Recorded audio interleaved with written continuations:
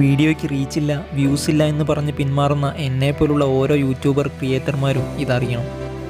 Paulo Coelho the alchemist ആദ്യമായി പ്രസിദ്ധീകരിച്ചപ്പോൾ ആരും ശ്രദ്ധിച്ചില്ല.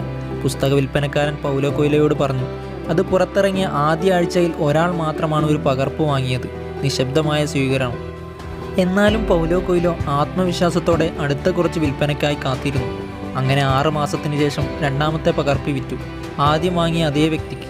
ആ ആദ്യ വർഷത്തിൻ്റെ അവസാനത്തോടെ പൗലോ കൊയ്ലോയുടെ പ്രസിദ്ധീകരണത്തിന് പുസ്തകത്തിൻ്റെ പ്രതീക്ഷ നഷ്ടപ്പെട്ടു. അതിനാൽ അദ്ദേഹത്തിൻ്റെ കരാർ റദ്ദാക്കാനും തീരുമാനിച്ചു.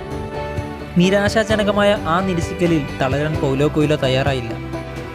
ഈ സമയം പലരും ചെയ്യുന്നത് പോലെ ഉപേക്ഷിക്കുന്നതിനു പകരം അദ്ദേഹം ഉറച്ചു നിൽക്കാൻ തീരുമാനിച്ചു.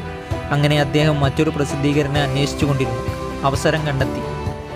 അദ്ദേഹത്തിൻ്റെ പുസ്തകം വീണ്ടും പ്രസിദ്ധീകരിച്ചു. അത് പതുക്കെ വിൽക്കാൻ തുടങ്ങി. പിന്നീട് 6, പിന്നീട് 10, ഒടുവിൽ 3000 പുസ്തകങ്ങളും. അദ്ദേഹത്തിൻ്റെ സ്ഥിരത ഫലം കണ്ടു തുടങ്ങി. വർഷം തോറും പുസ്തക വിൽപ്പന വളരാൻ തുടങ്ങി.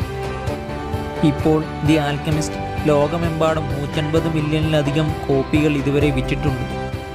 നിങ്ങളുടെ സമയത്തിന് വേണ്ടി വെയിറ്റ് ചെയ്യുക, അതിനുവേണ്ടി പ്രയത്നിക്കുക. ഈ വീഡിയോ ഇഷ്ടപ്പെട്ടാൽ ലൈക്ക് ചെയ്യാനും ഷെയർ ചെയ്യാനും സബ്സ്ക്രൈബ് ചെയ്യാനും മറക്കല്ലേ.